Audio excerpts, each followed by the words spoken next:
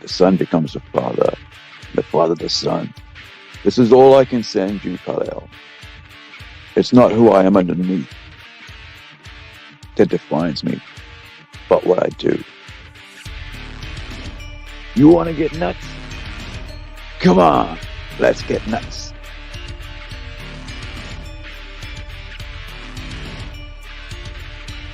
Just because someone stumbles and loses their path doesn't mean they're lost forever. You're making me angry. You wouldn't like me when I'm angry. I let my father die because I trusted him. Because he was convinced that I had to wait. That the world was not ready. What do you think? With great power comes great respect.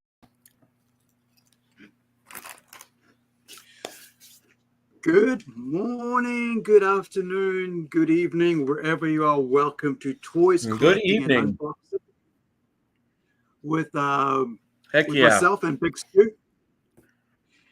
How's the delay there? I'm just wondering if there's a bit of a delay. Well, it looks like there might be a little bit of a delay, but not bad. Right. Yeah. So I'll make sure that I'm mindful of that as well. So we're going to be talking about, one of my favorite characters in comics and in cinema, and of course toys, and that is the Crow. I got this past week, and I thought, might as well do one on the Crow because, I love this figure. It's just so cool. It can do the splits. Oh, right? Wow! So I thought, it's beautiful. It's I think it's a Diamond Direct. I'll be able to bring it up. So let's watch a bit of.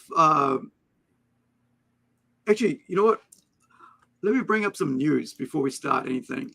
And it's not going to be the fuzzy kind of news, and which is kind of sad. But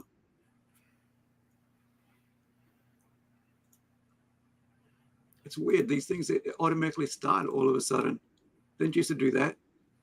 Let me see. So. Gosh, where'd you go to today? Weird. Hold on. Okay. What happened there? So, how's your week been anyway? Before we get into it, how's your week been? Well, my week has been okay. Last weekend was really nice and strong. I ended the weekend pretty strong. This week was pretty good. I had a good Wednesday. Yeah. Last night yesterday wasn't too bad, but I did a Magic League night last night. Had had 4 new players last night come in. Yep. And it's starting off slow. Hmm. And then it's not bad though. I mean, you've only just started, haven't you? Oh yeah. I really just started opening this shop up, and I'm getting new traffic in every day. New people come in every day. Which is good. Or not every day. I mean, there's been a couple of days, kind of depressing days when I'm sitting here all by myself all day. But I have a new venture that might be exciting for me. There's a gentleman that comes in and helps me out with Magic, the Gathering. Yeah.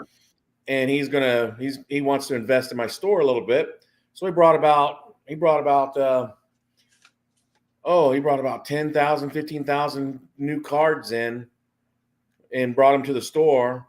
And he's going to help run the Magic side of things. Awesome. Yeah. And a little joint venture. He's going to run the store a little bit for me. So it's a partnership, not a partnership, but a what do you call it? A companionship type thing where corporation kind of, co-op. Cooperative. Yeah. Yeah. Which is really cool. So that happened today. So we're getting some, we're going to put some contracts together, and so that we're all protected and know how to handle everything and know what we expect from each other. And, build the shop. I mean, he has faith that the shop is going to grow. I do too. Yeah. And so we're just putting all the pieces in, So awesome. It's good news. So. Yeah, I mean, I've been talking. I'm not sure if you saw the last couple, Kiwis, fundraising creative invasion. The last time I did one was with about trading card games with the owner of a local store here, who's a friend of mine. All three of them who joined together to open up the store, which is a franchise store. They're all three of my friends who started up from my, being friends and then being at my shop, and then now after all this time, 8 years later, they've got their own shop. That's all. Yeah, it's great. I mean, he's excited. He's always wanted to have a card shop. Yeah. Retired military vet. Awesome. So he's gonna be part of the 1.21 gigawatts family. Yeah, part of the furniture who's regular doing stuff. The next Friday, you might meet him. He should be here next Friday. Oh, so sweet. Yeah, that'd be awesome. So let's talk about this. This is very interesting. This just happened today, right? So I'm not someone who wants to bring politics into what we do here. I like to stay away from that as far as possible. On my own private stuff, on social media, I'll get into that. That's between my friends and I. We discuss stuff. But this kind of annoyed the hell out of me because, like you can see here, this is Tara Strong, right? She is a very well-known veteran of voice acting and also an actor. And so she's, so she finds out that, let me make sure. So she finds out online that she's just got fired for sharing. She's a Jew, right? If I'm an Indian, I'm going to start talking about Indian stuff, right? Right. To do with my, and about, I'm always at the throat of India when it comes to the caste system, the CAST, E, as well as I think that's CASTE. It's like the middle class and all that, and lower class, but in that thing. So I'm always on about that, and also their issues with the females being a second class, treated like second class citizens and stuff like that. I'm always on the neck of India when they do that, and with my own culture, I do that. But when you're something like that, I was just thinking if India and Pakistan got involved, I have nothing to do with India, right? I'm from Fiji, New Zealand. If New Zealand and Australia got involved, I'll be all about New Zealand, right? And if New Zealand and Fiji got involved, I'll still be about New Zealand, right? Even though I'd be about Fiji, but I'd still be about New Zealand, right? But this idea of where you can't talk about your own nationality in regards to what's happening, I find that kind of uncomfortable to talk about, but also I find it what's happened is horrific. And of course, you're going to get emotional about it because it affects your family, it affects your countrymen, and and you sort of think, you would get heated up about it, emotional about it, And I'm, as an artist, I'm emotional about things anyway, But something like this, it becomes a bit more deeper and so much more. But what I found really offensive was not that part. What I found offensive was the fact that they fired her on social media. Right? They didn't go to her, hey, yo, we don't like what you're saying. Could you cool it down? Because all the fact is why are you putting yourself before the work? And it's this sort of thing. Let's talk it out and whatever, and they can decide what's go. Well, okay, I'm gonna if this is how you guys want to treat me, if you're trying to muzzle me, I don't have to work for you. I can walk away. But the company decides to do it. Right? Because they're trying to virtue signal. And this is what happens with companies now. They'll do these things because that's what I feel, that they will try to virtue signal to the right people on the right side that they feel is the right thing to do to destroy somebody's life like this. Right. And what do you think about this? I think it's terrible that one side of the aisle is allowed to speak their mind and the other is not. Yeah. I'm really really ups. You know, it happens. It's happened. It's happening a lot in the United States. It's happening so much in the United States right now. People that are speaking their mind, just getting canceled, speaking their opinion and getting canceled. You know, or getting bullied, getting whatever. And it wasn't like that for a very long time. It hasn't been like that for a very. This has only really happened in the last been happening in the last 15, 20 years. You know, I mean, it hasn't been like that for a long time. Regardless of what side of the politics you are on, what's going on in Israel, people are dying.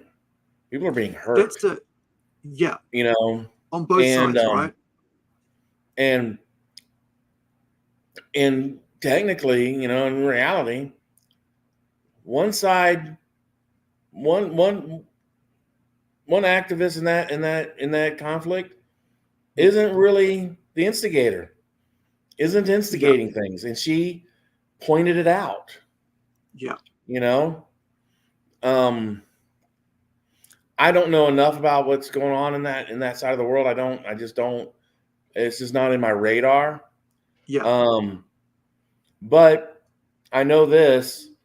I live in a country where we have the freedom of speech. And we have the problem is that you have to be willing to hear unpopular speech to keep that freedom. And I'm an advocate for all speech. All speech. It should not be tethered whatsoever. Because I have to listen to. I don't have to listen to anything, but I have to chance being offended to think properly, to properly think about how things are going. Why is that person doing that? Right. You know, and it's sad. The idea of and it's Disney that fired her, right? Disney fired her from Loki, or from the Miss. She was Miss Minutes, right? Yeah, that's right. That's what she's on at the moment. Because I mean, I don't watch Disney at all, so I don't, currently. Disney. So it wasn't. I watch Disney because there's things that I like to watch on Disney, and I like old school Disney. I like the old Disney when it was wholesome, conservative type of entertainment. It was great. I didn't have to worry about seeing some sort of a political agenda being shoved down my throat. Now almost every new show I have to have that done to me, you know? Yeah. But Disney, hey, it's Disney. Disney has been firing people left and right. Yeah. Ever since they, anytime that you say something that, close to being against what they believe, what they stand for. And the problem is they don't understand where she's coming from. Right. I mean, look, and they don't care. That's what I mean. It's like you got to look at like the fact that she is Jewish, right? And that's like she's born into that. It's not like she's suddenly picked up something and went, yeah, this is I'm tagging that on to me. Right. Like most of the people at Disney do, right? Most people on the left do as well. And some people on the right do as well. That's why I like being in the center. But what offended me was the fact that they did it on social media to say, look at us, we're the good guys. But were you surprised they did the same thing to Gina Carano? Right. I mean, I watched the headline. You're like, she was fired online. Oh, okay. What else is new? They do that same crap. Yeah. To Gina Carano, to James Gunn, they've done it before. It's their modus operandi. They ain't got the nuts to call them in and say, hey, right, you're fired because you said something stupid on social media. And she didn't say anything stupid. Yeah. What'd she do? She told what she thought was the truth. Isn't that the whole thing right now? What's your truth? What's your truth? Nobody really gives a crap about what the real Right. truth is. Yeah. You know, that's why, I mean, and I liked it when the reporter was trying to get former President Trump to take a side for if he was on with Hamas or it was with Israel. He says, "I'm with saving lives. I want people to stop dying." Yeah. That's what I want. I want people to stop dying. Yeah. You know, I want people to be, you know, to live in peace and live in harmony and love one another. But That's it. Sometimes you got an asshole that you can't deal with that. So, you know, you have to deal with it. Yeah. And that's what really comes down to. Not everybody wants to be, you know, to be good, right? To keep the peace and live together in harmony. And this is one of the things that, like, I love anime and manga for, right? The fact that you can, like, I'm just gonna, why is that doing that? Hold on. Because they know what's evil and what's good, right? They don't try to waffle around it. Right. I watched this thing. I gotta step away for a second. Okay. So I'll carry on. So I watched this thing with Jujutsu Kaisen, right? This episode, and there's a bad guy, and he's poking this lady, like one of the girls, one of the sorcerers. The idea is like there's the sorcerers and stuff like that, and they use like curse magic and all this in the anime manga, right? Anime based on the manga Jujutsu Kaisen. Check it out; it's pretty cool. So they define evil and good very clear, which is what I love about anime and manga. The stories out there, and that's what I like. I want to do in my comic books and my stories. It's like, you know what's good, you know what's bad. There's no middle ground, you know, because you can't confuse. You know, especially if you're trying to write for youngsters and stuff, you can't confuse them in that sense, and fluff around the gray zones. So there's a bad guy, and he's just stabbing this, you know, this girl on the ground, you know, lying on her face, in the butt, in the legs, with a friggin' sword, and you're gonna fluff around with it. Like, that guy is just basically torturing, you know, the evil guy is torturing the lady, and the guy's coming across to help, and her friends is also, like, you know, just got knocked out, and she's trying to come to help. But while they're talking, he's just stabbing, and you're like going, there's no moment there to go, well, you know, dude, please calm down. Let's talk it out. And sometimes I think there's so much, you know, but there's people that just don't want to talk. They don't want to come to the table. And I feel that's why I like to stay away from politics. I think that's just sad. But that's how it is, you know. That's the world we live in. But let's go into something cool. Because I wanted to show her work, right? This is what we're going to lose. So while friends away, let's watch this. All right, Tara, in this one, Rocky's at a mountaintop. He gets swatted by the monster tail. He falls, tumbles and rolls, and falls off another ledge, falls another bunch of feet, and then crashes. All right, watch my hands. I'll watch you. Here comes the...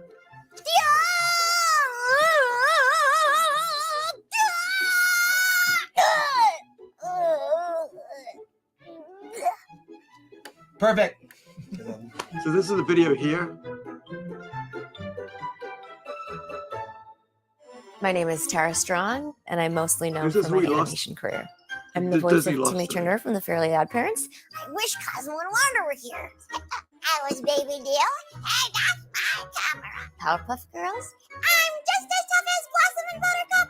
I'm hardcore.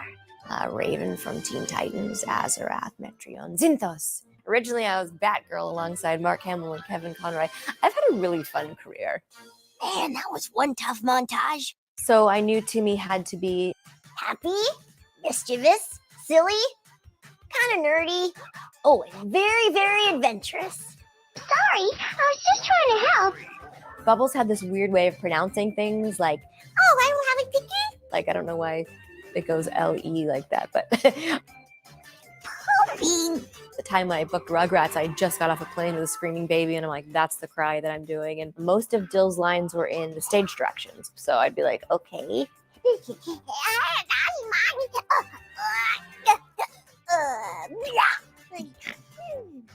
that was like my lines. I remember at the session, we had to stop tape, and I'm thinking something's wrong. And they said, Tara, there's a new mom in the studio, and you're making her lactate. And you guys say I'm not funny. But seriously, this will be extremely painful. In the case of Raven, while I was doing the audition, it was similar That is to my so own voice. cool. And I thought, just this idea to have this weird guttural roll every time she says anything. And as soon as I started doing this, I saw all the people in the booth kind of look at each other and went, that's Raven. Robin, stop! Batgirl was me. Like, it's the only voice I do that's my own voice. Would it be possible if you could do that last bit as Batgirl? That was Batgirl.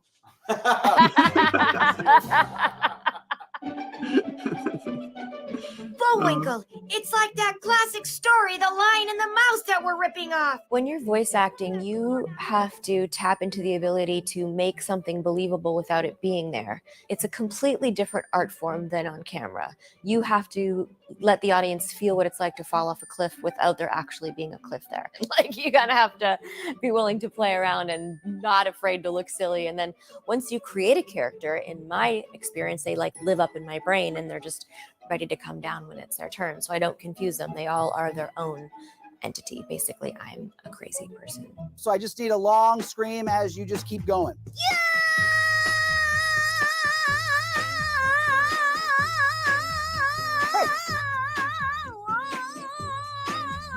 What do you need? What do you need at the store? Garbage bags. Ooh, yeah. Fried chicken sounds great tonight. That is awesome. So that was on from the A Great Big Story. Actually, I should subscribe because I've noticed that like recently that there's so many amazing like big huge YouTubers that are out there, but because I have like only like a handful of people that I listen to, I like, because it's there's only 24 hours in a day, and only about 6 of those you probably want to, at the most maybe, that you want to spend on YouTube. So only there's only a handful of people that I actually subscribe to and watch daily. MXR is one of those guys. I just do watch them for a laugh because I like wake up to a bit of laughter. So now I want to present to you guys next up, right, is what we're going to be really talking about. I really didn't want to talk about the whole Tara getting fired stuff, but I do love all the characters she did, and I was like, it's part of, I've got Ben 10 toys. I used to be a huge fan of Rugrats. I probably still am. I just haven't seen it for about 20 years. And, and I love Raven's voice. And I just love just finding out that Tara Strong does so many voices. It's just disappointed to see her gets canceled like that so majorly right now, and you think that, Disney, would have a bit of sense. But they're just showing their hand on like how do they treat people, and of course, like as Big Stu said, look at how they treated Gina Carano, right? So what else can we expect from them? But let's I want to put on where are we? I thought I had it here. Let me just bring it up. Give me 1 second. So where are we? Here we are. This is a video I put up with all the two Crow trailers they put out, so we can look at it and then we can talk about it. Right? It's a bit slow coming up. Oh, very slow. What's going on? Okay, I guess it was premiering.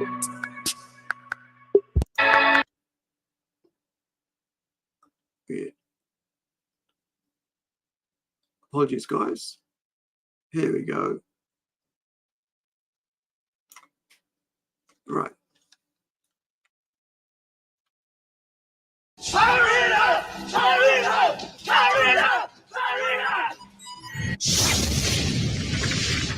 Devil's Night is upon us again. Throw a little party, start a bunch of fires, make a little profit.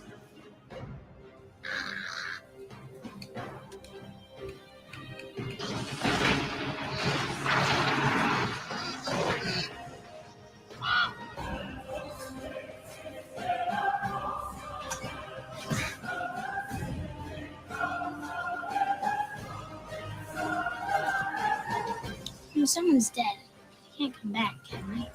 That's what I thought. Are you referring to anyone in particular?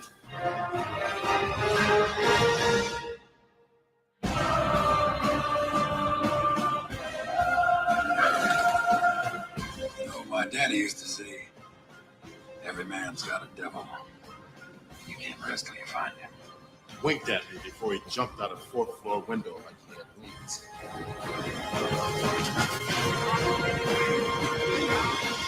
Crow is his link between the land of the living and the realm of the dead.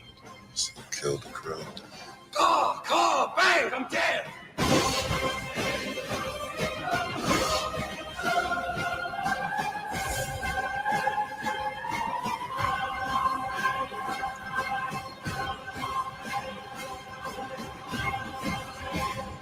Bash the devil stood and felt how awful goodness.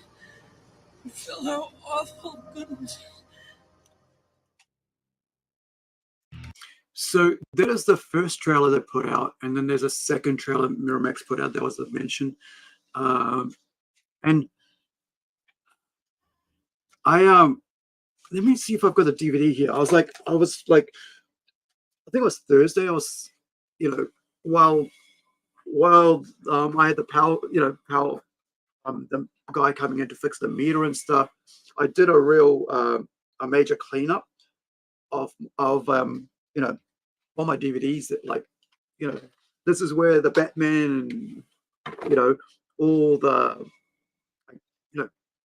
DC ones go, this is where all the Marvel ones go, this is where all the manga anime goes, and this is where all the indie movie DVDs go, based on comic books and stuff. But I'd always thought I had it, right? I thought I had it, but then I thought maybe I didn't get it.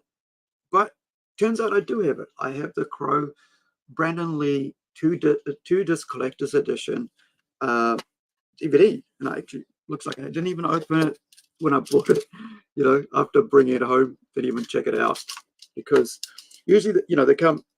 I get it, and I put on in the drawers or on the shelf, and all I want to know is that I've got it, right? That's all I care about. So this is the actual little slip that's inside it. Would be cool, like if they put a little book in there with it. And the reason I like a little intro or like a preview of the comic book it's based on, because check this out. This is the 30 Days of Night, and on the back it tells you what comics it came from. It's a little trade paperback, right? Pocket-sized trade paperback, with full color art and stuff from the actual graphic novel. The way it's colored and stuff. It's got the hues, beautiful. I love this. I love this movie as well as I love the artwork. So Steve Niles, with Ben Templesmith, if I remember right. Is it Ben Templesmith? I think it's Ben Templesmith. Well, tell me. I might be wrong. Please don't be wrong. But, yeah, Ben Templesmith, right? Aussie artist Ben Templesmith. And came out with IDW, right? So, yeah, that's what I mean. So, like, it would have been really cool. Maybe it did come with it, who knows? But I'm so, I just felt like it would have been so cool to, like, take it back to the comic books as well. So this came out in 1994 is when, The Crow came to the movies. And for me, I felt, I don't remember, I can't, my memory, I've had so many head injuries and concussions over the decades, right? Over the years since I was a child, that I've lost portions of, like, so I don't know if I saw this on actually at the movies or on VHS. But all I know is that when I saw it, I fell in love with it straight away. And then I watched the second one in Fiji on DVD. I think it was City of Angels, if I'm right. So not on DVD, on VHS, I think I did that at that time. I just, it's such a sad yet unique revenge story, which as you guys know, I love revenge stories, but it's also endearing love. And I think this is something that we all want in our lives. We want that male, female, LBGT, whatever it is, that relationship, right? Male to male, female to female, whatever. You want to connect with people. And I think this is why the story just blew up in people's, when they saw it as a movie, right? I guess it was, it was like I'm not sure what the reception was to it as a major hit, coming out, when it first was released, because I know that, like, there was they say they're like, what is The Crow, right? Let's start with that. Let's start with The Crow, right? The Crow is a supernatural superhero comic book series created by Joe Barr, right? James O'Barr, right? I think there's a better one I've got here somewhere. I did have a better one about it, which I think is probably a better one to talk about, because it's by the wiki. It's by the fans, right? I think where are you? There we are. So let's bring that one. I think it's probably better if we bring the wiki up, because it's by fans, and not probably, people just putting whatever they want in there. So, right, The Crow is let me just pop that up a bit higher. There we go. That's more beautiful. The Crow is a series of comic books by James O'Barr. O'Barr conceived and created it in order to help him get over the loss of his fiancée, killed in a car accident. And we're going to look at that. We're going to look at him. We're going to look at videos of James talking about the whole creation of The Crow, right? Caliber Comics published the first 4 volumes in 1989, right? It came out 5 years before. Like, it's really interesting that it's only a 5-year gap between the movie and then, like, between the comics coming out and then the movies coming out. If you look at sometimes right now, there's like 20-year gaps before something like this happens, right? You got, like, look at, like, what is it? I think it was 10 years with the Walking Dead. So Caliber, which was like just starting up, basically, the guy there read it and said, okay, well, let's publish it. So they published the 4 volumes, and the conclusion to the story was released in 1992 by Tundra, 2 years before the movie. It was later followed by a kitchen sink press release in a graphic novel format in 1993, right? And goes containing a previously unpublished material. Currently, the rights to the titles are held by Pocket Books, right? So, but at the moment, Dynamite. This is something about Dynamite having are doing the comic books, right? IDW did it, and then Dynamites are doing it. So now, which re-released a graphic novel with a new front cover. I guess this is the original one here. You can see on the left here. It's just awesome. The one thing we're going to look at is like what James talks about, his own work and his style, his processes, and that's coming up soon. Now, The Crow achieved a considerable underground success eventually that led to the film adaptation and 3 sequels to the film adaptation, and various different comics, books, and media. A soundtrack to the comic book was released the same year. The story revolves around a man and a woman who were brutally killed brutally by a gang of thugs, right? The man named Eric Draven, right, who is resurrected by a crow and giving supernatural powers to exact his revenge against those who killed him and his girlfriend. The Crow has been translated into almost a dozen languages, right? So here's a different books. You got the pain, you got the fear, you got irony, despair, death, and Passover. And then you got all the other things that come out. So there's the plots you can read up. And that is, of course, on the Crow Wiki, right?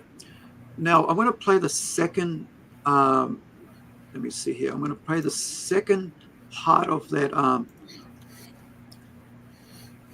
There we go. Second part of the trailer, which is a second trailer. There's a bit more about it. The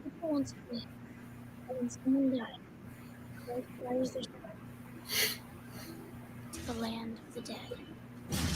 But sometimes, just sometimes, the Crow can bring that soul back to put the wrong things right.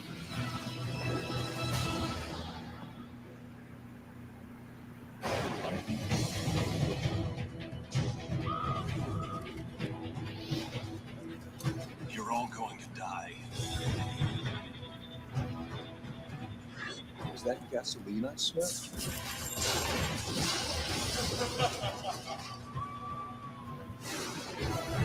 Victims, aren't we all?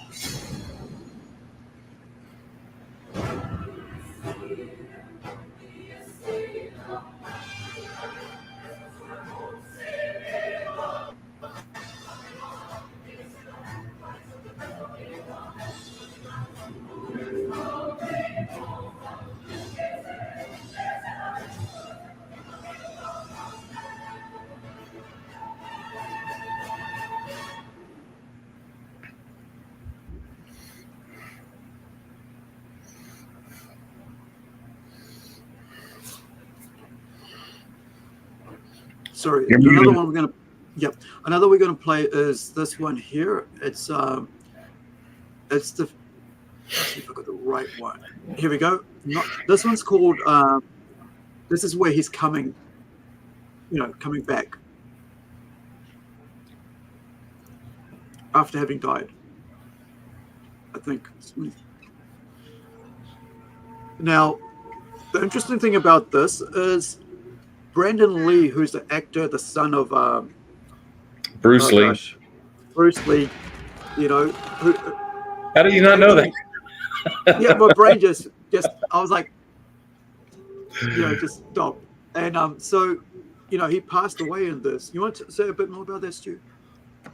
Yeah, I mean, this was his passing away hit me hard when I was a kid. I mean, it was probably the first celebrity passing that really just affected me. I was a huge fan of Bruce Lee growing up, and when Brandon Lee started to become a thing, man, his movies were good. I mean, his and all I could tell you, I mean, he had it all, man. He had the good looks, he had the thing, and he wasn't just depending on his dad's name and his martial arts ability.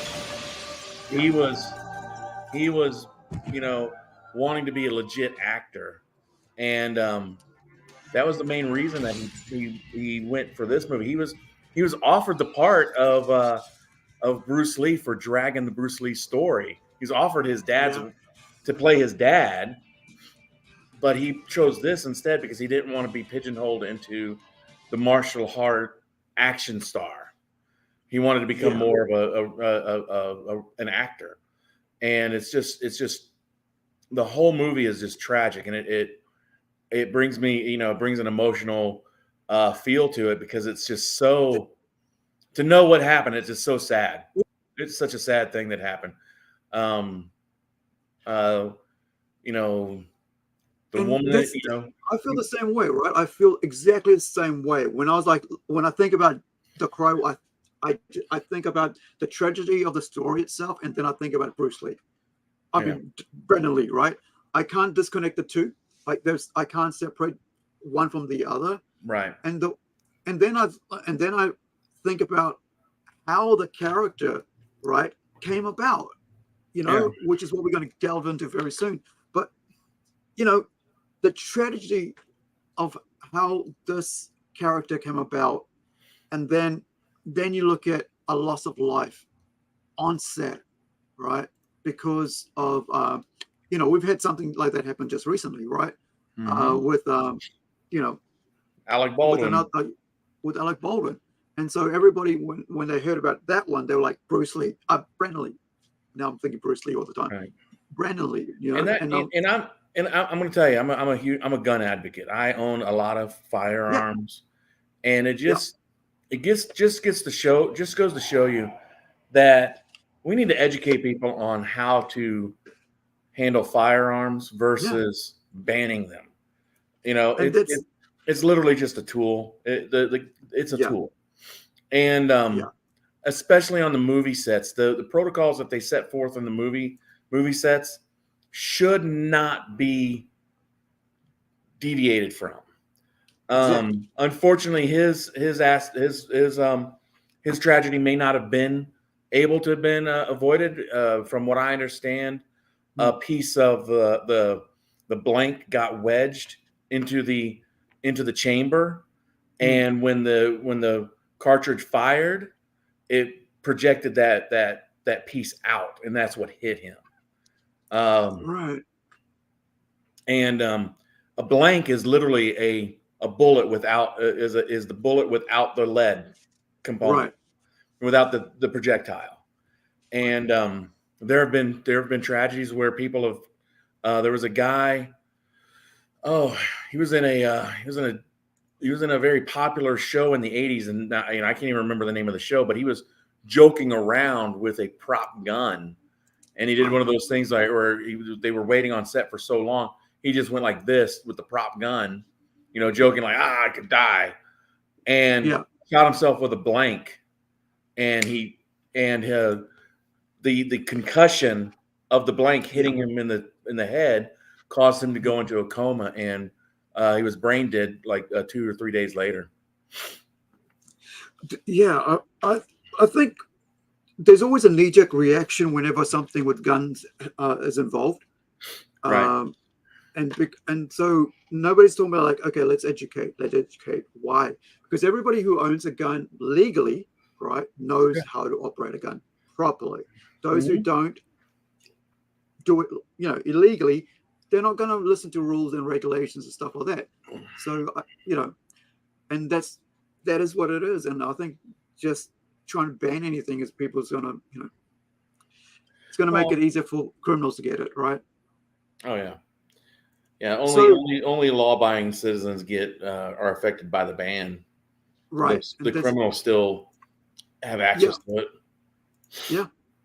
It's always going to be the case. So, he died so young, right? Like he was what? 28.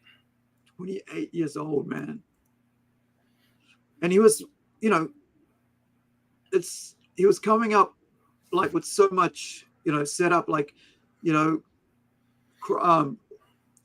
what is like every year? He was like 2 a year.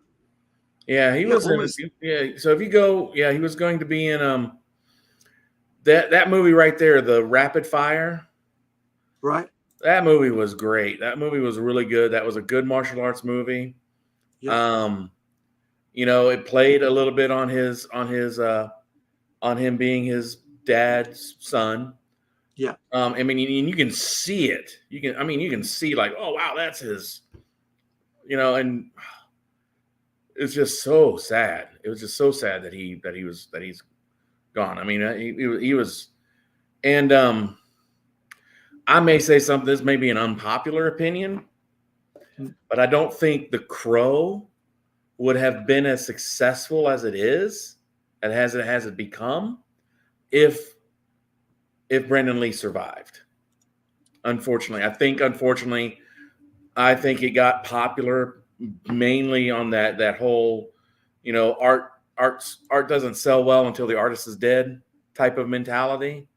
Yeah. And I think a lot of it, because a lot of the people that in my circle during the time that he passed away didn't even know who he wasn't really aware of who he was, and only went to see the movie to see the macabre sense of it, of, oh, it's just this guy's last movie that they did, Yeah, I mean, I know there was a lot of that, with it. But I mean, I think after that sort of maybe wore off after about a couple of years later, it is a cult story on its own because like the comics was a cult underground following, and it just blew up because the fact the movie was coming out and more people would have been interested in it. But then the death became this macabre, like you said. Right. But then also that after a while that goes away, and I think then people really dive into what the character is. And like, I mean, like the sequels wouldn't have done that well if it was just because Brandon Lee wasn't in it, right? Because you had about three others and they were just as dark and just as crazy.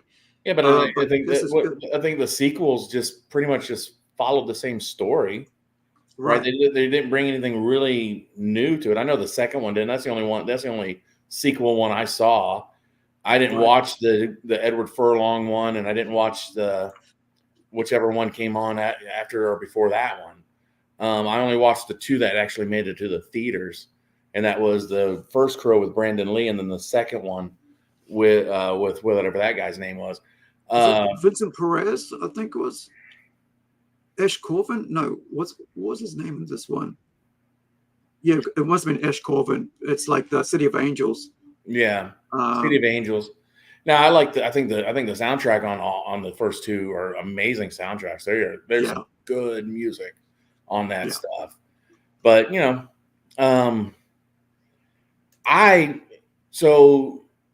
I was into comic books for years and years and years and years and years. And the first time that I ever heard about the Crow is when I heard Brandon Lee was going to be the Crow. Right. And then he died, and then it just exploded. Everything exploded, with that. That's why I have that opinion. Yeah, it was an underground success, but it was underground. It was way underground. Right. I mean, I don't ever remember seeing the book, and I read the book after Brandon Lee passed away, obviously. Yeah. And the book is good. I think the book is good. Yeah. Let me see. I've got. Where is it? Here we go. So I've got this here. So this is a definitive collection edition, and you look at some of the artwork. Oh, the artwork's amazing.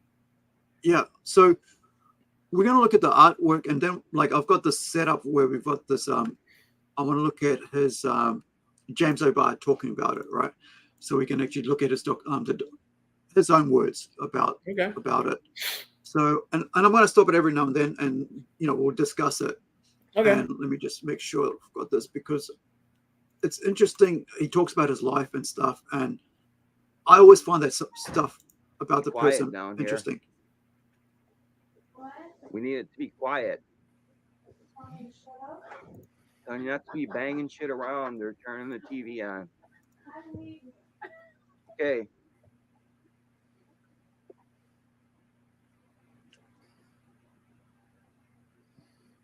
I started drawing as soon as I could hold a pencil or crayons, more accurately. I really didn't care for the illustrations that were in my coloring book, so I would do my own on the backs of the pages, and just kind of carried on from there. I just never stopped. I never go anywhere without bringing a notebook and a sketchbook. I'm sitting on airplanes or in cars or something.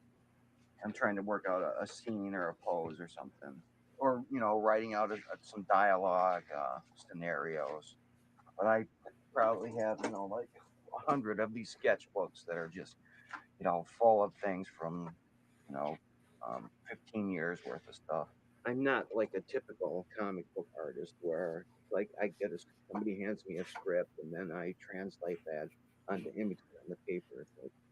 Pretty much everything I've done has been, I've been the writer and the creator of it, and it has to have some kind of personal attachment for me to be involved in it because it takes so much out of me to do this. It's like every single line on that paper comes from me, and every single line on there is there for a purpose. None of it's none of it's just eye candy. Everything has a meaning on there, and because it's so draining and it takes so much out of me, something has to be worthwhile for me to invest that much emotion into it. So, all the projects that I've done, have been like a real personal statement for me, and they're things that I've done for myself. So,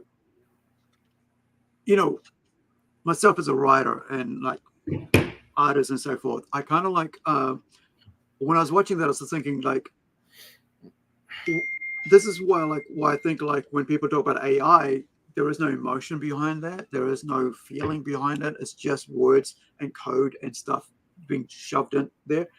And so I'm like when I'm writing, I'm like I can go for about 2 hours, 3 hours max. And my brain just gets worn out because of all the concussions I've had, right? And injuries and so on. So, but I'll have that flurry of and activity and creativity, and I'll put it out, and then I'll switch off, and I'll put on some music, or I'll go and read something, or I'll put on some anime, or watch some horror, or something else to get my brain to relax again. Because when you're creating at that height, you're like, everything's just go. Your brain's just like on fire. And I guess like with you when managing a business, when you're on that, there right now, you're on there right now, Right. and that's kind of like for creative people. That's kind of like that when you're like drawing and stuff. I mean, when I was like illustrating years back, and I'll be like just on there making sure every line's right, everything's proper, so there's nothing wasted. But like you say, it's like eye candy. He's not doing it to make somebody else be excited about what they see. He's trying to make sure that what he sees is right for him first, and if he feels it's right for him first, then people will enjoy it. What do you think about that?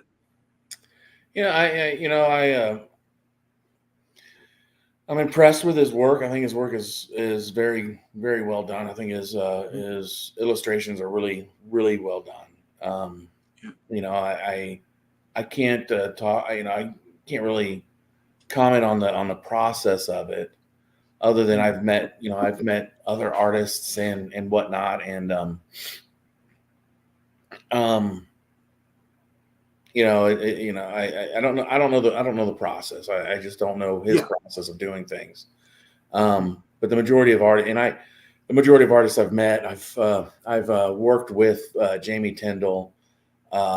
In my previous business that I was working with, right? And really good dude and whatnot. And his process was he basically made a template. He would make a template of things and draw several different figures over that. But I think it's a cool idea. I like the idea of him bringing a notebook with him everywhere he goes. And if he gets an idea, just throwing down something real fast. I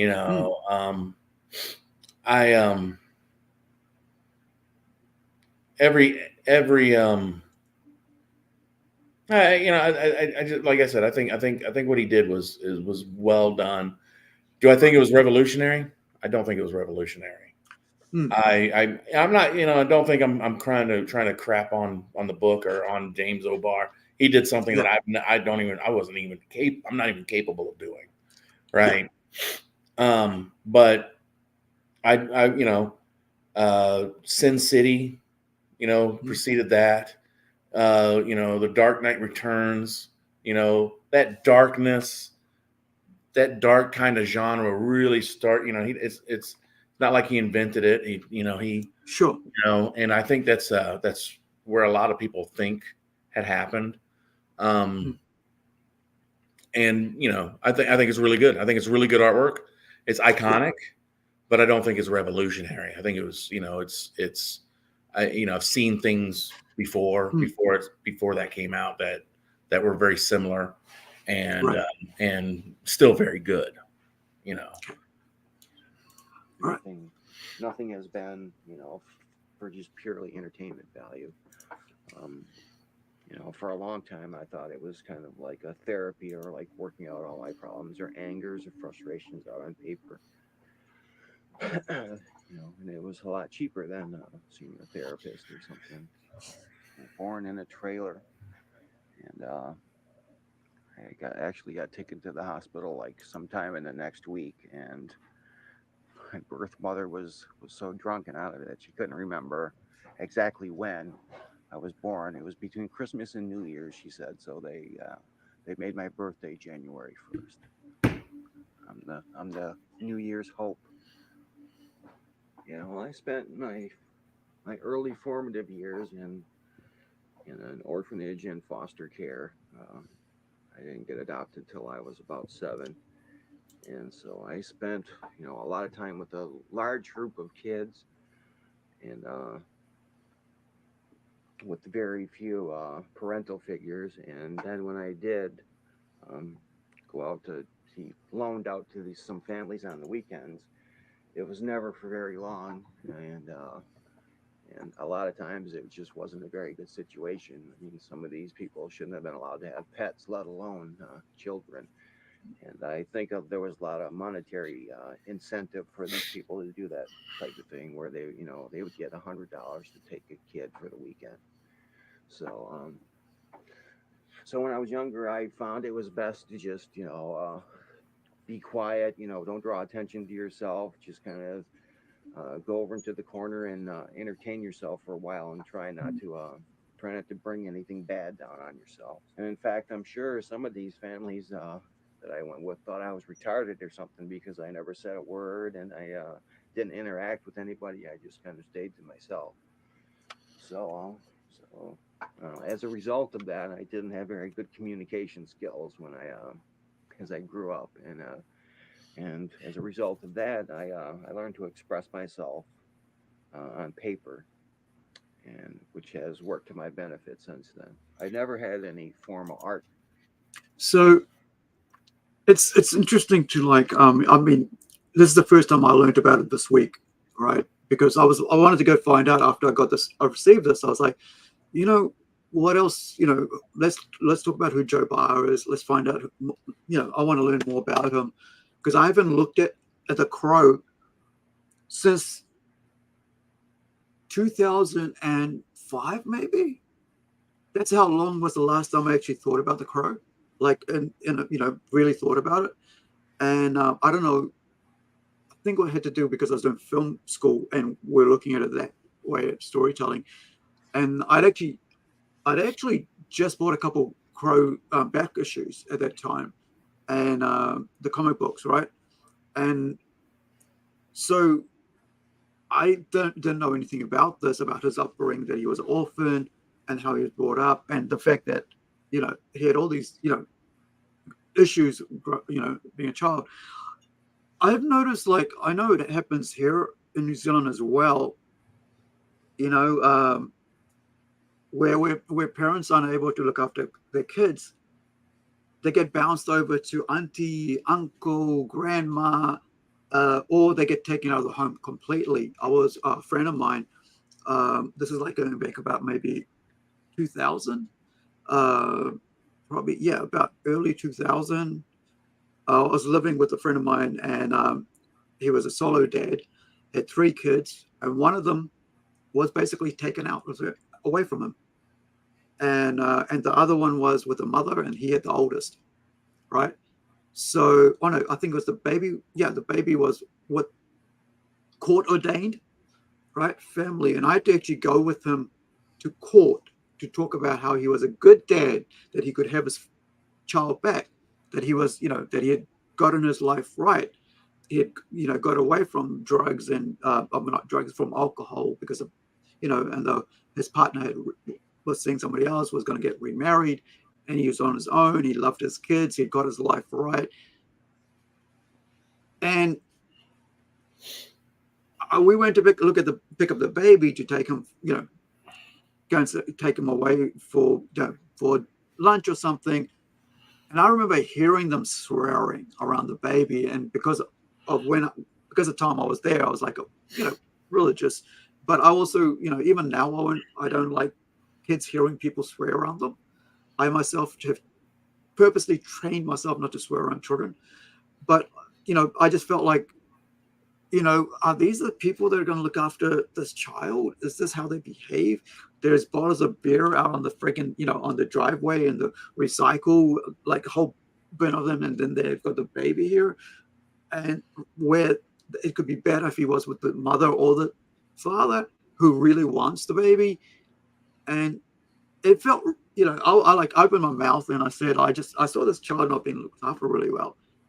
And then I was thinking, I came back out and I apologized. I said it wasn't my place to say anything, right? Because it had nothing to do with me, even though I felt that way. And then the guy said, I felt like smashing you then, bro. But yeah, I accept your apology, right? And so that was calmed down. It was all good, because that would have turned everything nastier. But it feels like that foster homes have become like kind of like easy money making schemes for certain types of people that, like you said, shouldn't have kids, and even like their parents that shouldn't even have children, right? And they just get, and then we can go on about like, well, contraception and all that, but like there are people that shouldn't have kids, yet they don't want kids anyway, but they'll have kids because then now they don't have to work, right? Because the government will pay for them, like especially in New Zealand, government will pay for them to stay at home and get that extra couple $100 a week just so they got a baby. And then you're like, well, what are you spending on the baby? How much food are you providing? What's the care? Have they got a good, safe area to be in? Are they around other adults, right? Stuff like that. It's just, Well, it's so sad is that, society has gotten to the point where, we can have a baby and we get paid for it. And the bad thing is the government's not really following up with the parents, of these kids.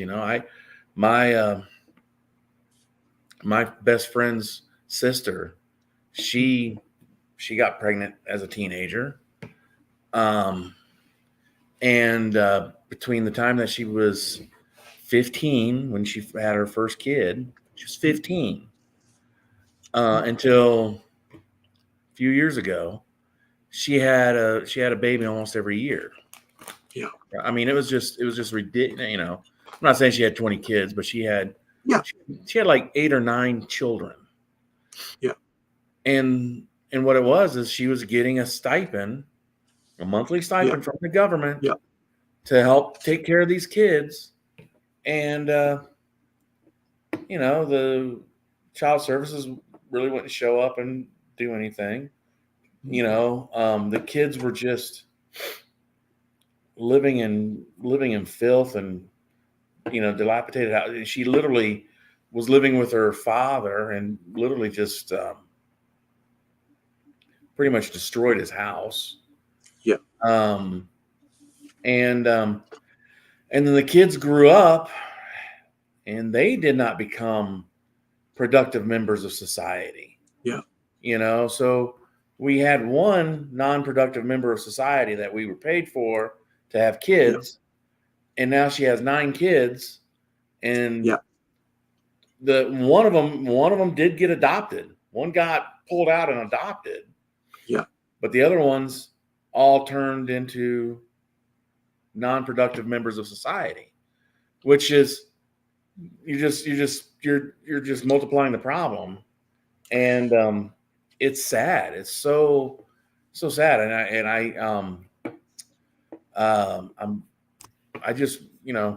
I wish there was a time, the government would have come in and just been like, okay, well, it's obvious what you're doing. Yeah. After this baby's done, after you have this baby here, we're going to go ahead and tie your knots, tie your knot, tie you up. Yeah. You're not going to be able to have any more babies. You're just not going to be able to have any more babies. Sorry. Because you're not becoming a productive member of society. The idea of helping a person is to help them get on their feet so that they can be a productive member of society. At no point was she Yeah. ever done that. She sold drugs. She, Yeah. I mean, it was like this. She was just and all of the children started off, they were sweet kids. They were all sweet kids. Yeah. And then they just turned into jerks. One of her kids bought like $2,000 worth of game stuff on the Xbox and off of his grandfather's credit card. I mean, and this guy is a retired Navy, and he has a set income, and they're just taking advantage of it. It was just horrible, just terrible. So, and I admire James O'Barr from being able to come out of that and become something better. I feel for him because he looks like he's even having trouble just talking to the interviewer. So, and he gave us one of the, a great piece of modern literature, I wish he didn't have to suffer so that he could have done that. I wish he could have just been a normal person, normal kid, and grown up and just still made it for us anyway. But the most astounding line, or most astounding, memorable dialogue in the entire book and in the movie, he said it in the movie too, is mother is the word for God on the lips of babes, on the lips of children. That is a powerful message. Yeah. That is something that is actually in a Bollywood movie I heard when I was a kid. I can't remember what it is, but one of the greatest, Bollywood stars, right? Indian stars, Amitabh Bachchan, right? Says it. He goes, this exactly the same thing. The mother is God to children, kind of thing. I can't even remember the exact Hindi words. I'm pretty terrible at Hindi, but exactly the same thing, and I think it had to do with it was a very I think it was a very family-oriented movie about something, but I'll have to ask my mom about it. But you're right, I mean,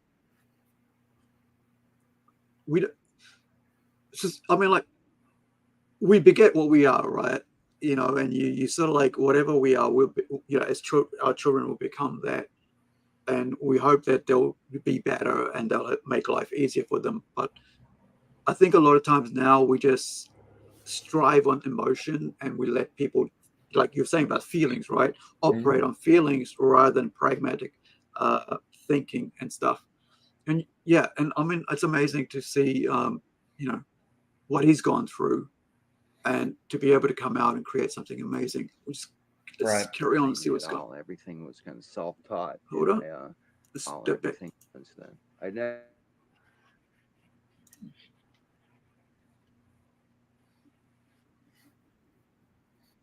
books, which is like a major failing of the artist day. It's like they learn from an exaggerated picture, so they're like doing an exaggeration of an exaggeration, and so it's twice removed from life. And the muscle structure is like completely wrong, and the figures just have no weight, or they're not solid. And so I actually learned to draw from like Michelangelo's statues, just classic sculpture, paintings from that era. I just kind of worked at it, and if I had trouble with one area, like hands and feet and faces are typical areas that most people have trouble with. I would just work on those continually until I thought I had them down to where I could put it in any position, and it would work, and it would look lifelike, and I could make it do what I needed it to do to tell a story.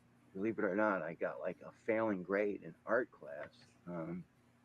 I had one of those foolish instructors who I mean, not sound arrogant or anything, but I was like so far ahead of everybody else that their typical assignments were just like things that I had done when I was a toddler, you know, and so I just could not bring myself to do that. I mean, I was doing these big epic scenarios while everybody else was drawing a cone, you know, and because I refused to kowtow to this instructor and do his basic first first grade, 3-dimensional stuff. I ended up getting a failing grade, which kept me from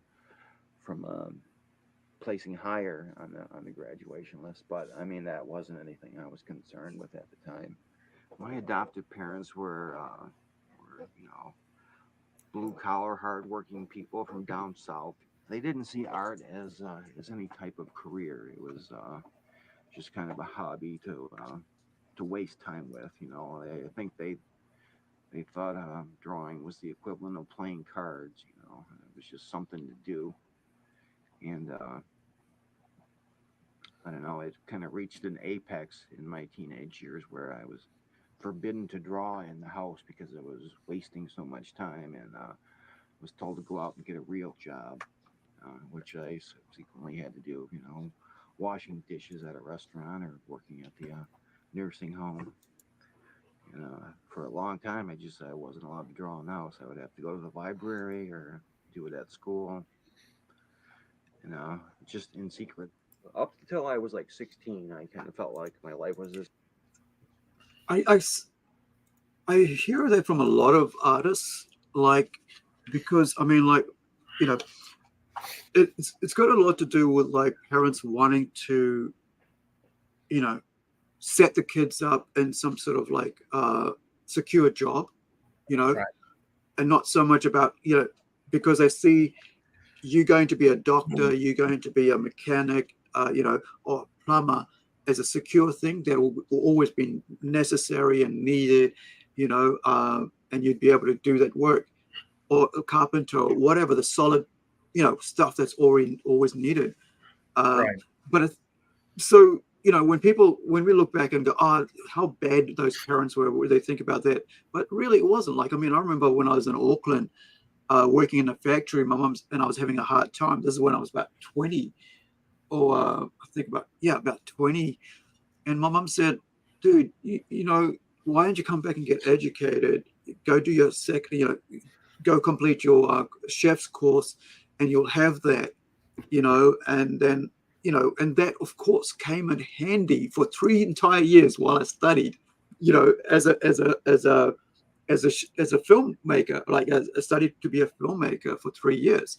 For 3.5 years, I was able to, while doing my bachelor's, I was able to use my chef's course, all the learnings and stuff like that, to actually have a job, and while I actually did what I wanted to do, which is learn how to make film. And I think we are going back to that now, because you can see all the people that are going, all my $100,000, humanities or, psychology or whatever isn't working now. And people are going, well, you should have at least tried to get something practical, because your practical would have helped you while you were studying to actually learn a skill that's Right. practical. Right. Well, I am a big fan of learning a trade.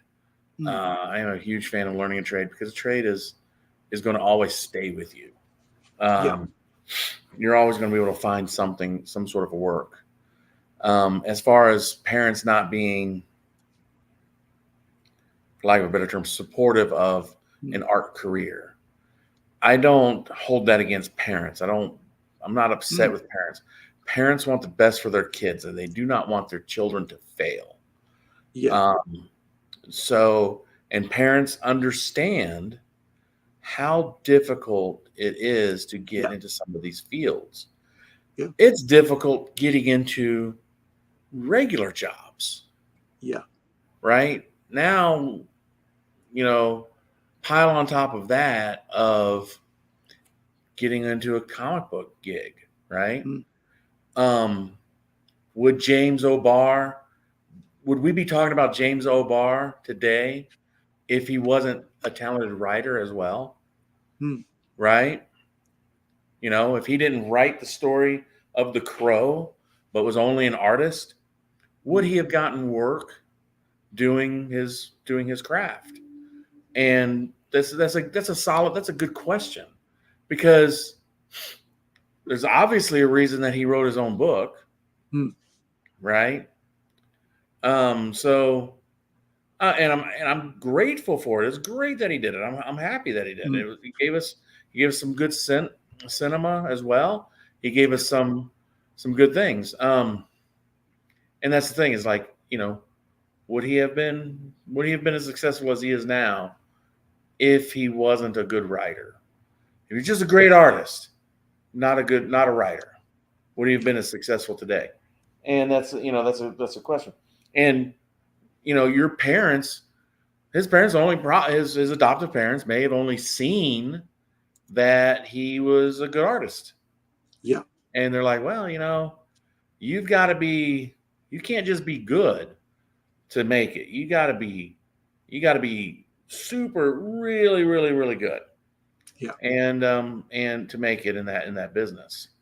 And you know, so I don't really get upset with when I hear, oh, my mom wasn't really supportive of my art career.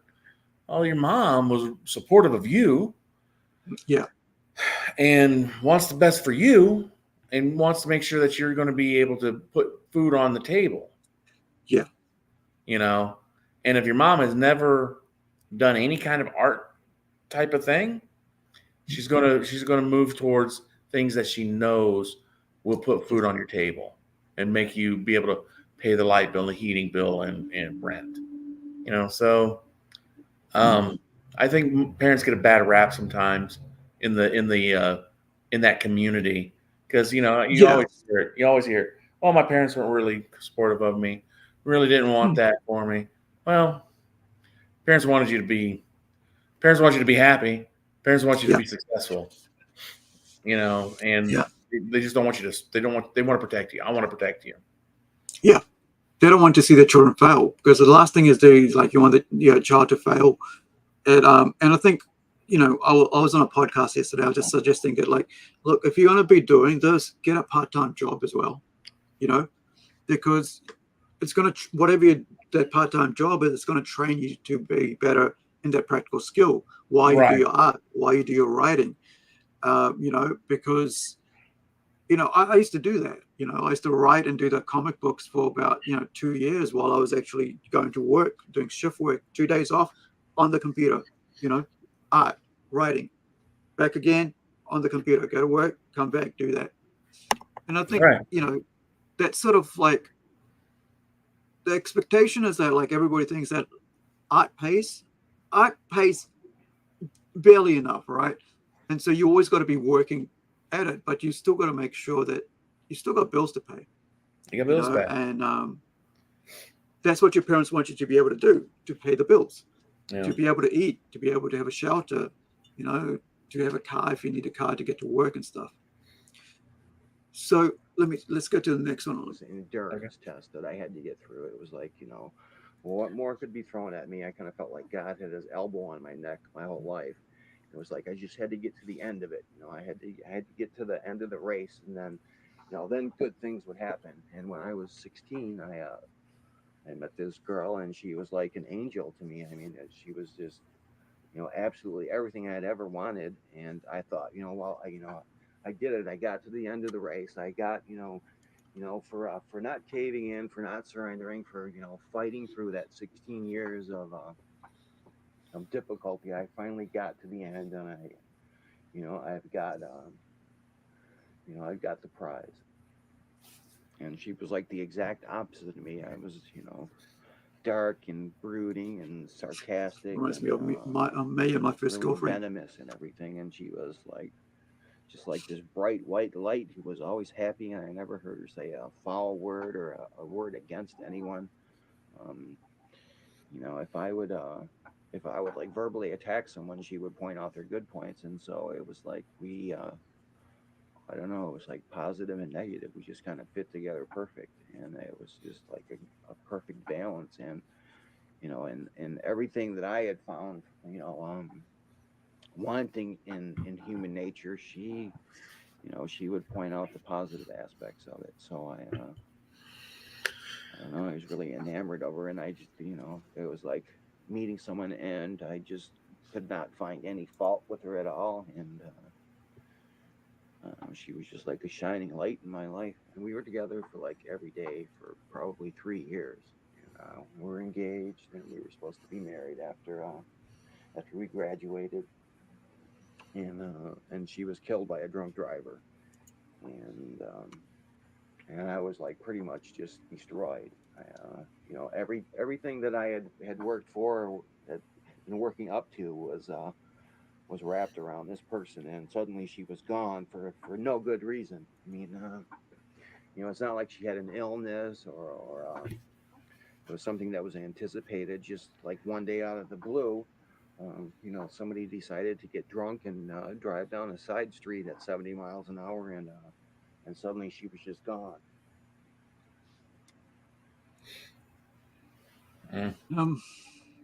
Yeah. So, you know, having been in a car accident, you know, and somebody else crashes into you, you know, it's not the best place to be. But like, you can see that in the story with the crow, you know, like he's putting everything he had into it, and you can see it's kind of cathartic for him to be able to tell the love story that he wanted to see, you know, that he was having himself with his you know, with the girl there, and it's, yeah, it's like he finally, you know, he kind of like 16 years old, he finally got it right. Everything is going right for him, and he's had everything go wrong for him, and now he's got engaged, 19, about, you know, 20 going to 20, 19 going on to 20, you know, about to be married, start a family, and boom, you know, somebody else decides, oh, we're going to speed, we're going to drink and do that. It's just this whole idea of like, I can do it, and not, you know, I can go get drunk and I can go drive a car, and it doesn't matter. You know, nobody else matters out there. It's just me. You know, I gotta get A to B, and it doesn't matter if I'm drunk or not. I'm gonna move.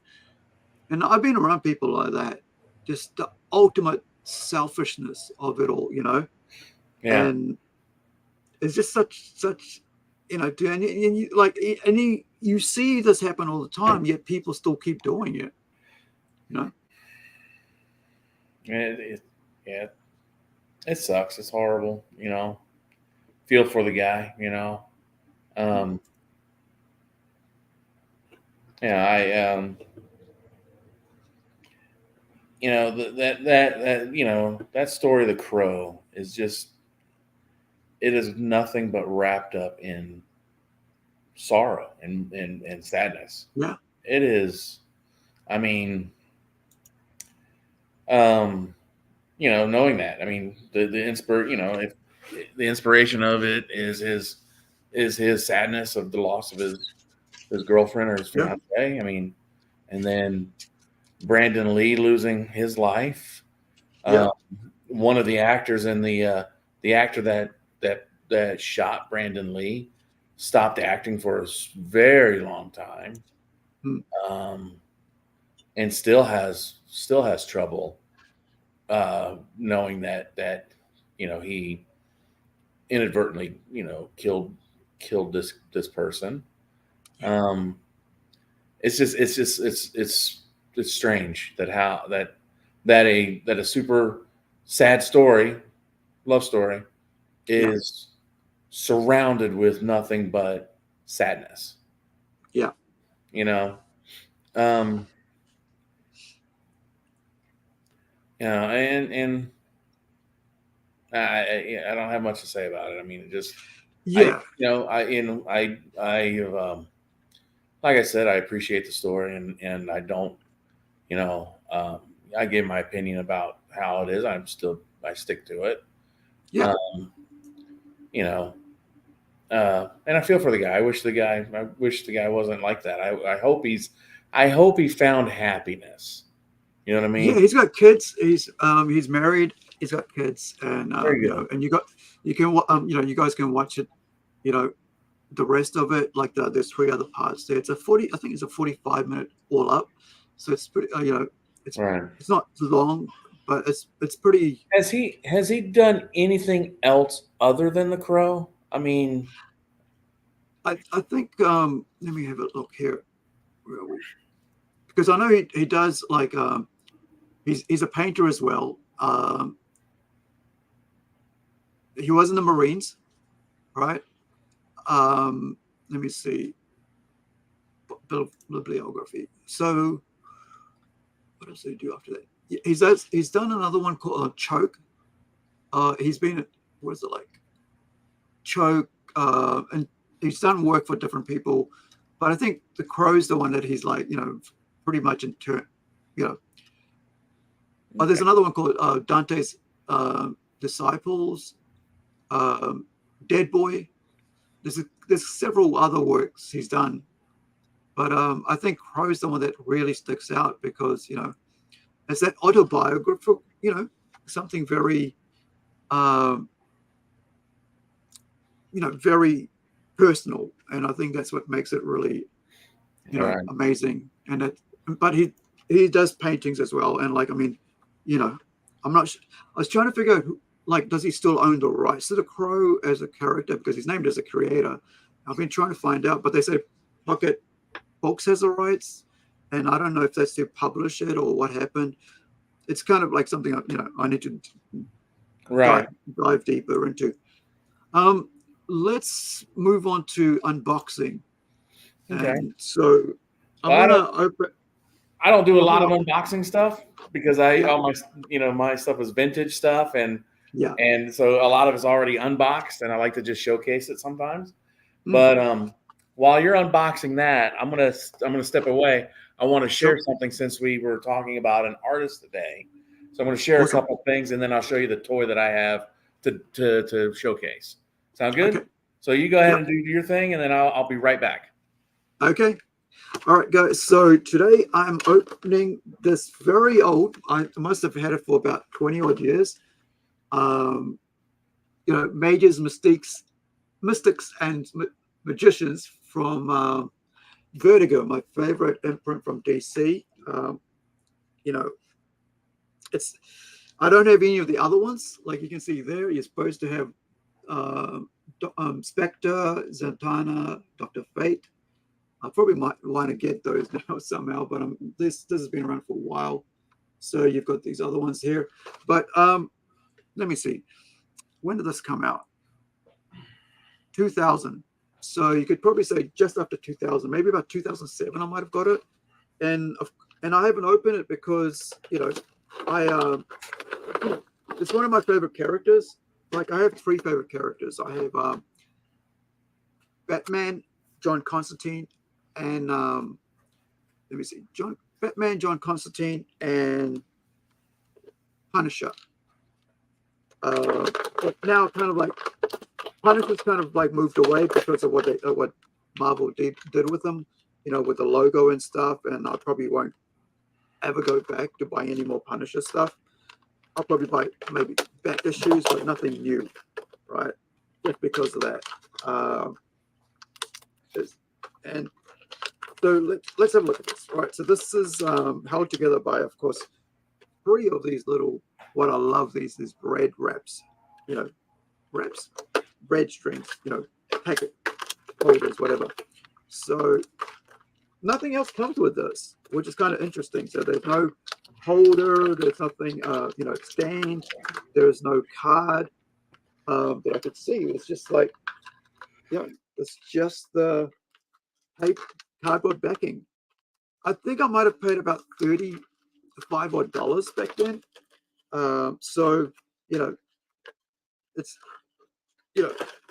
just 2 pieces of plastic, right? Front and back. Where did the cardboard go? There it is. It just fell off.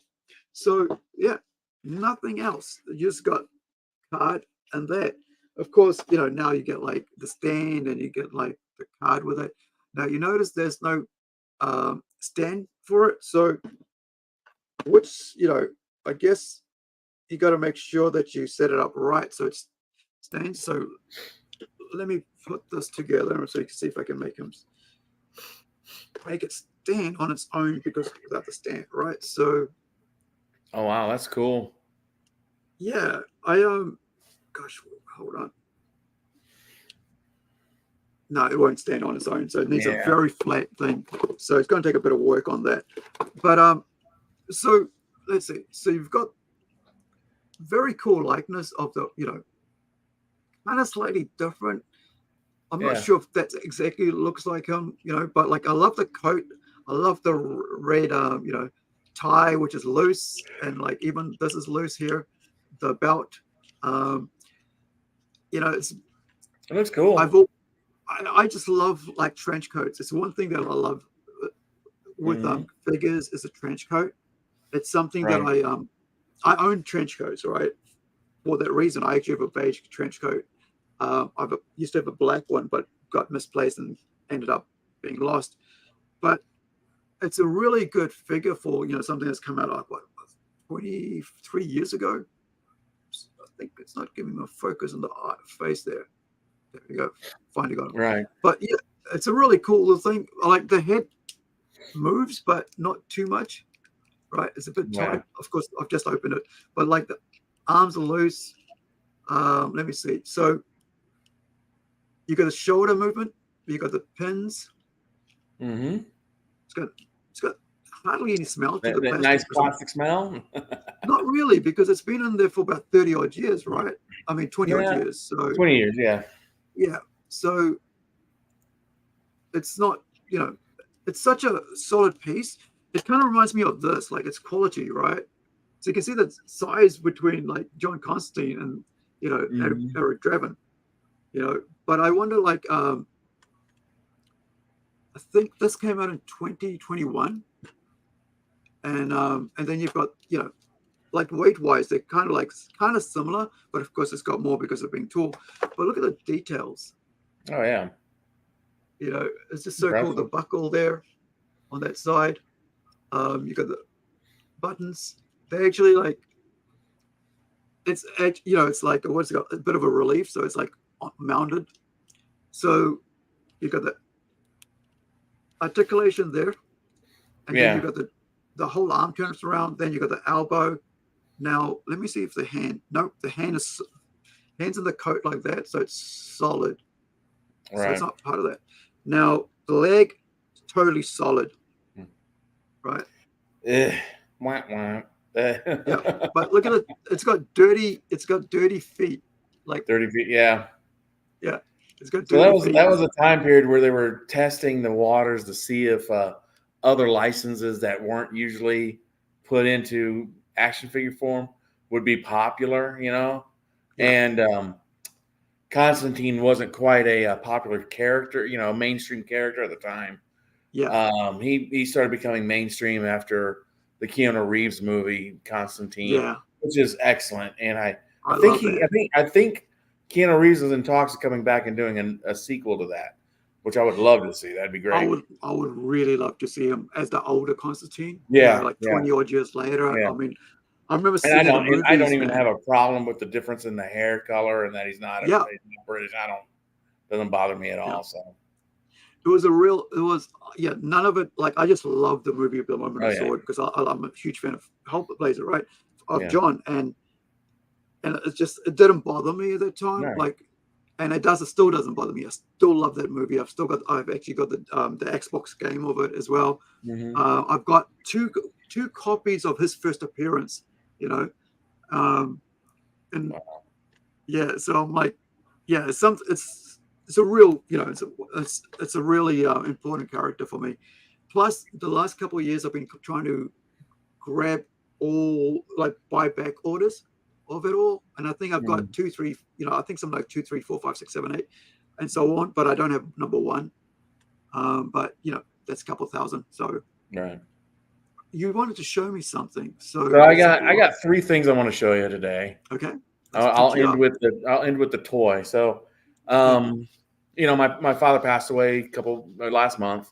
So this week I got a box filled with memorabilia that he saved. And this is a picture that my mom drew for us when we were kids. And I just wanted to showcase how, her talent. And this is a picture that she did. I think she did this in late 60s, early 70s. Wow. Speedy Gonzalez. This also ties into the cancel culture. Speedy Gonzalez was canceled for a while, but she did this picture a while back, back in it's been a while. It's been well over 47 years that's how old this picture is. Wow. So that's that one. Talented artist, talking about James O'Barr, being that he's a talented artist. I want to, and I had seen a video of this artist drawing a smiley face. Literally just drew a smiley face. Very famous artist. And when he got done drawing the smiley face, it's like brought a tear to my eyes how good it was. I mean, it's just a smiley face. Like, how does that happen? How do you get that kind of talent? And this is a print. This is not an original, but this is a Pablo Picasso that's been in my family for years. And it looks so simple, but so much is being said in that picture. Yeah. And that's a print I think my grandfather picked up when they lived in Spain. So it's been in my family for quite a while, and you can see so that's one thing that I wanted to share because we were talking about James O'Barr and his artistic ability, and that I just think that's one of my favorite things that I own. And for anybody that's inquiring, it is not for sale at 1.21 Gigawatts Comics, Toys, and Nostalgia. All right. I think that covers us for today. Okay. How's your Friday night going? How was work today? It was pretty good. I got one toy to show. You want to see the toy? Sure. All right.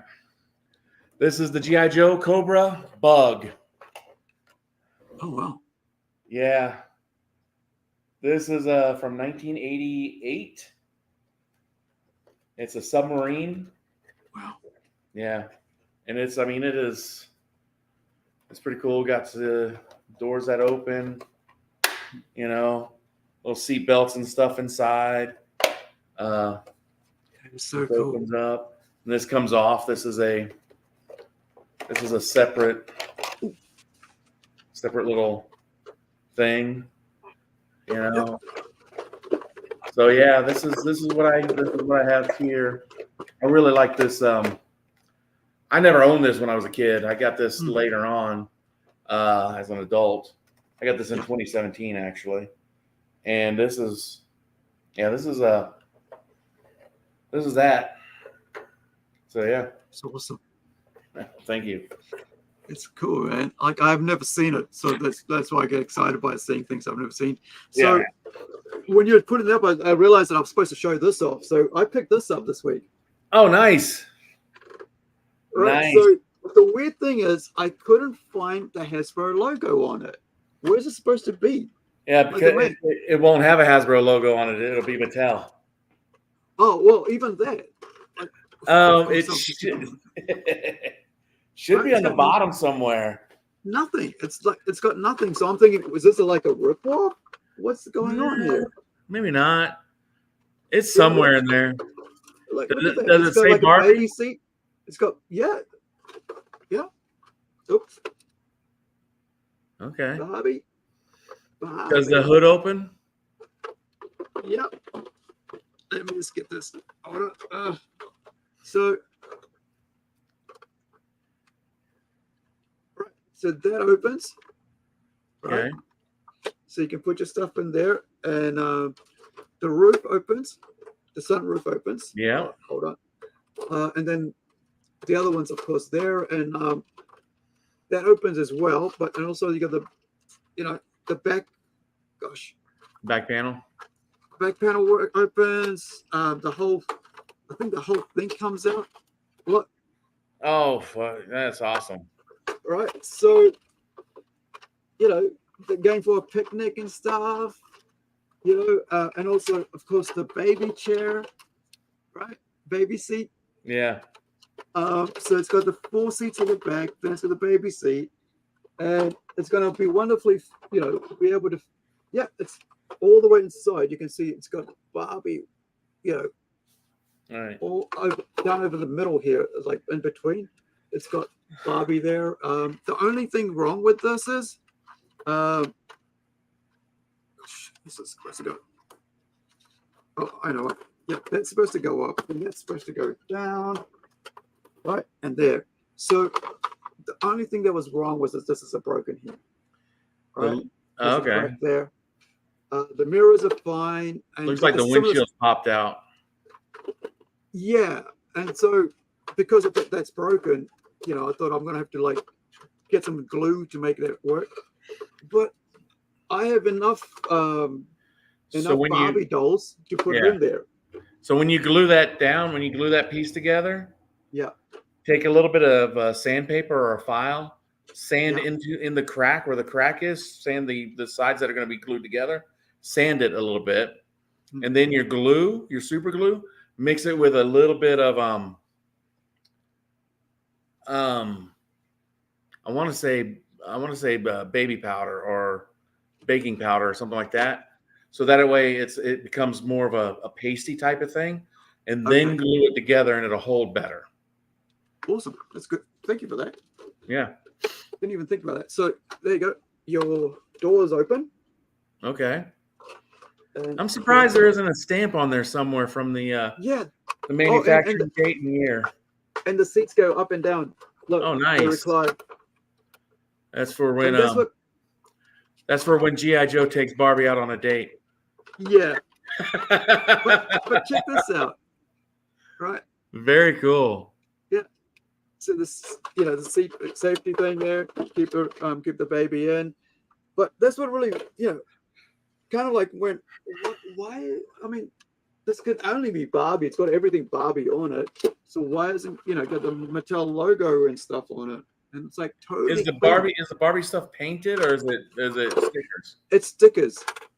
There's got to be a stamp somewhere on it. Yeah, I'll have to find out. You know, what's going on with it. But I'm like, everything inside is stickered as well. Like all the chairs are like got, you know, stickers on it to make sure that, like, you know, they look the part. But that cost me secondhand $12. I looked and I went, yeah, I'm gonna get that. You know, nice. But right next to it was another car that was green, another station wagon, and I went like, I think I'll just stick with the Barbie since I've got like about a dozen Barbie dolls now. You know, it'll be sweet to go with that.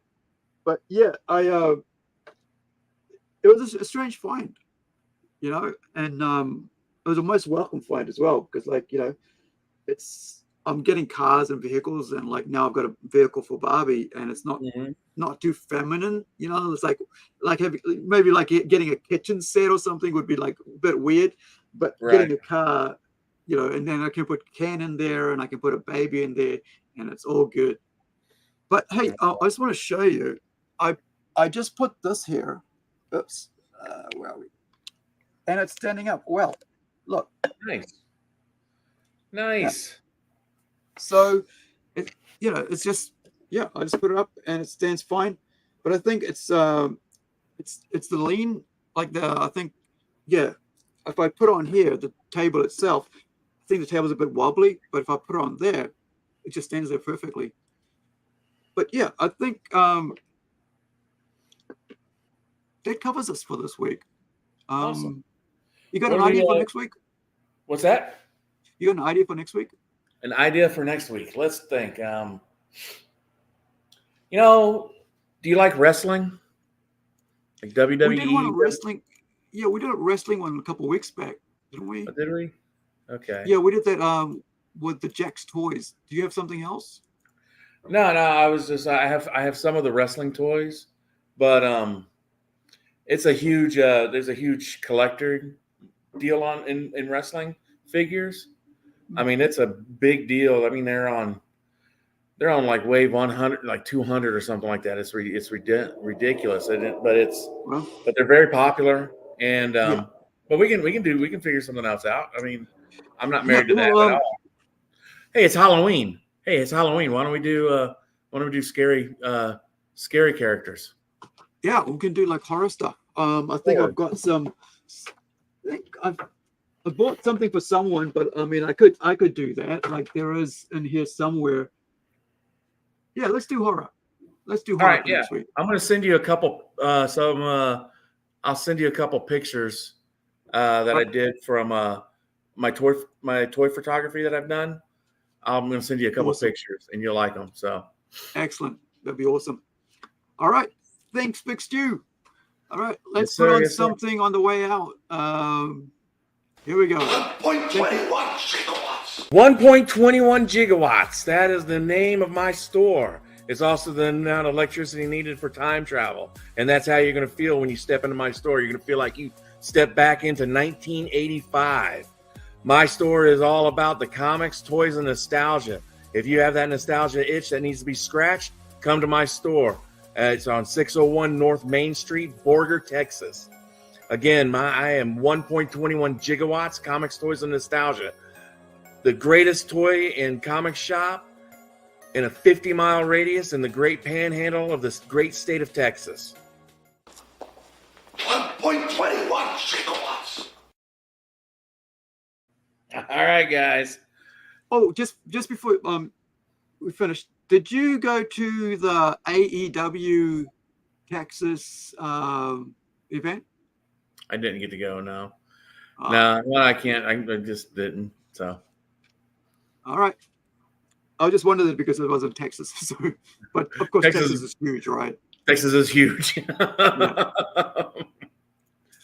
All right, guys. Thanks for joining us. We'll catch you next week, and we'll see what toys we talk about next week. But thank you for joining us, and hopefully, you'll go out and check out the Spirit Scar channel and watch the rest of the James O'Barr documentary interview, and learn a bit more about this amazing character that I totally adore. Now I'm going to be looking to collect more of the Crow wherever I can find it. But take it down. And, be well. Check out my store here in Borger if you're local. Also, check out my store on eBay. I have an eBay store, 1.21 gigawatts comics and toys. Check me out over there. I got some listings on there for people that are good collectors. So I'm really excited about the future. And you guys have a great evening. Have a great weekend. God bless. See you next week. All right, guys. Bye, Big Stu.